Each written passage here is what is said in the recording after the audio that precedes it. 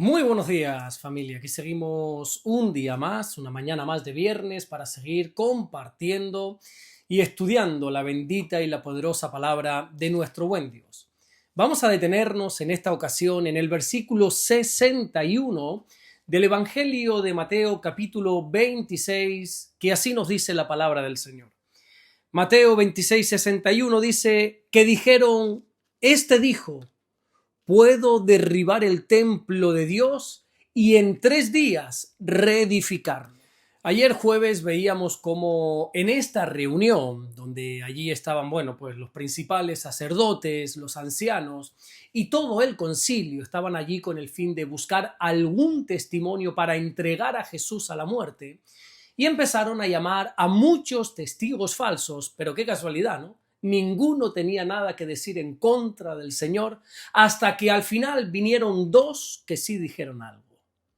Mateo nos dice que la acusación que hicieron contra el Señor fue que Jesús dijo que podía derribar el templo de Dios y en 3 días reedificarlo. Vayamos por partes. Lo primero que tenemos que tener claro es que Jesús nunca dijo eso. Estos testigos falsos se estaban refiriendo a cuando en el Evangelio de Juan, en el capítulo 2 y en el versículo 19, Jesús dijo, destruid este templo y en 3 días lo levantaré. Yo creo que la diferencia es bastante evidente, ¿no?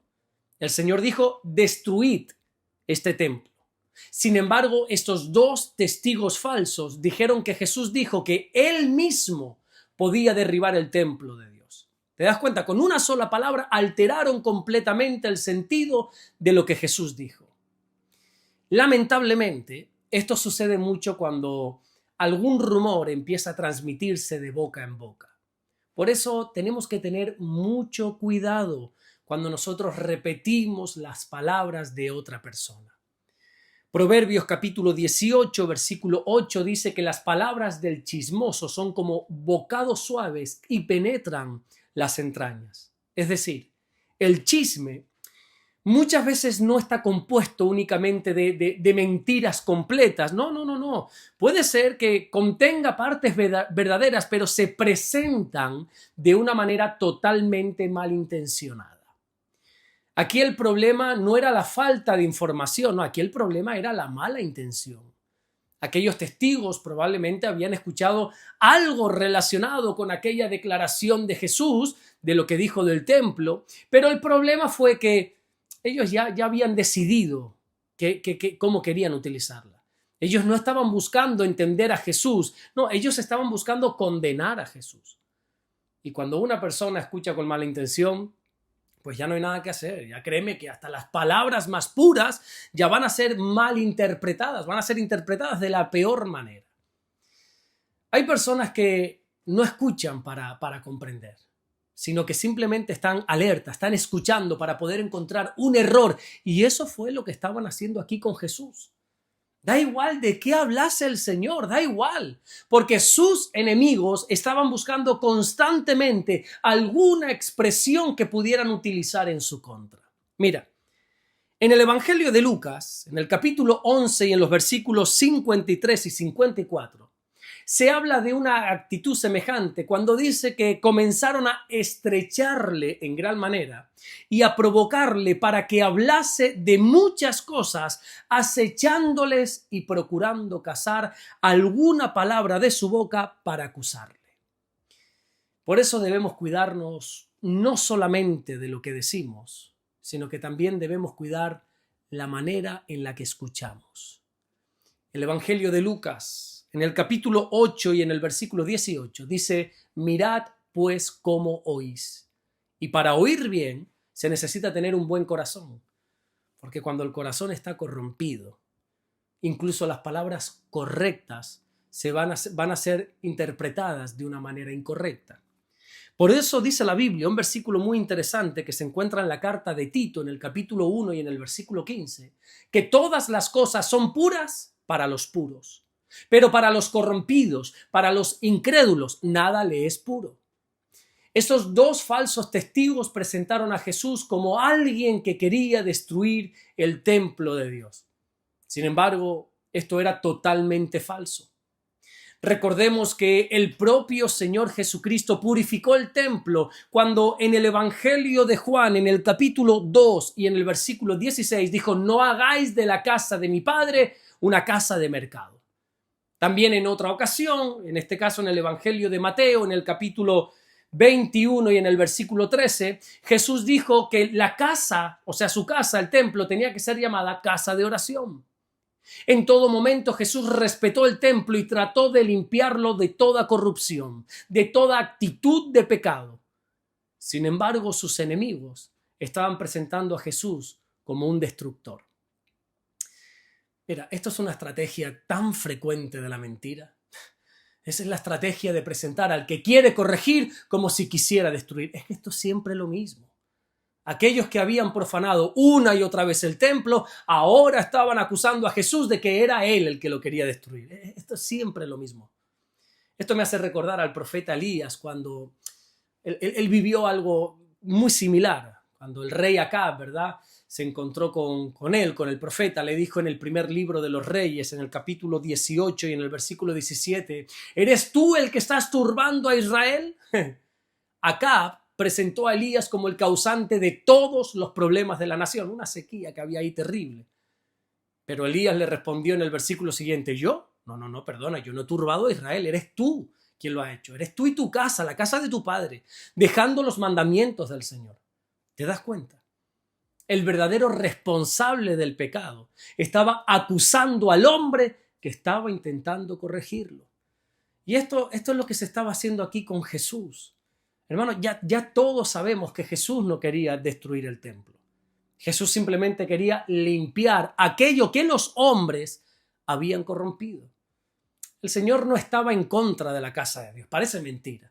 Estaba en contra del pecado que se había instalado dentro de la casa de Dios. Pero claro, como aquellos hombres no quisieron aceptar la corrección, entonces le acusaron de querer destruir el templo. Y vuelvo y repito, esto sucede así muchas veces a día de hoy. Cuando tú te atreves, por ejemplo, a denunciar algo que está mal, cuando tú te levantas en valentía para intentar corregir un error, para intentar corregir un pecado de alguien, muchas veces te van a tratar a ti justamente de ser el que quiere destruir. Es que es el típico modus operandi de los religiosos malvados, que tienen mucho que ocultar. Una vez haya alguien que se levante para denunciar sus pecados, ¿qué es lo que hacen? Bueno, enseguida le tachan de divisionario, enseguida le tachan de rebelde, o simplemente comienzan a inventarse cantidad de falsos testimonios como lo que estaban haciendo aquí con el Señor. Pero quiero terminar recordándote algo, y es que te acusen de querer destruir no significa ni mucho menos que seas un destructor. Que te llamen rebelde no significa que seas un rebelde. Y que se levanten falsos testimonios contra ti, eso no cambia la verdad de lo que Dios ya conoce de ti, conoce de tu corazón. Jesús fue presentado como enemigo del templo, cuando en realidad Él era el único que verdaderamente honraba la casa de Dios. Jesús fue acusado de destruir, cuando Él había venido a limpiar y a restaurar. Por eso, antes de creer cualquier acusación, hermano, escucha todas las partes. Y también, antes de repetir un rumor, asegúrate de que ese rumor sea cierto. Y si alguna vez eres tú quien sufre una acusación injusta, no permitas que la mentira de otros te conviertan a ti, qué sé yo, en una persona amargada, en una persona vengativa o igual de falsa que ellos. Nunca respondas al falso testimonio con otro falso testimonio. No devuelvas mal por mal, sino mantén siempre una conciencia limpia delante del Señor y deja que sea Dios quien defienda tu causa. Amén. Vamos a orar en esta mañana y vamos a darle gracias a nuestro buen Dios. Señor, te damos las gracias porque tú eres bueno. Gracias por guardarnos, Señor. Gracias por bendecirnos. Gracias porque tú eres el que nos defiendes. Tú eres nuestro abogado, Señor, nuestro abogado defensor. Tú eres nuestro juez justo. Gracias, Señor, te damos por todo lo que estás haciendo y gracias por todo lo que vas a hacer. En el nombre bendito de Jesús. Amén y amén. Que Dios te bendiga. Nos vemos el lunes, Dios mediante, para seguir compartiendo la palabra del Señor. Recuerda congregarte esta semana. Congrégate el domingo. No faltes a tu iglesia. No faltes. No hay nada más importante para nosotros los creyentes que nuestro buen Dios. Nosotros ponemos primeramente el reino de Dios y su justicia. Siempre es lo primero en nuestra agenda. Dios no es parte de nuestra vida. Dios es nuestra vida. Por eso nosotros nos congregamos. Y si nos sale otro plan, el plan lo aplazamos para más adelante o lo cancelamos. Pero nunca cancelamos el congregarnos. Amén. Nos vemos Dios mediante el lunes para seguir compartiendo el mensaje más poderoso que hay en el universo, que es el mensaje del Evangelio. Dios te bendiga.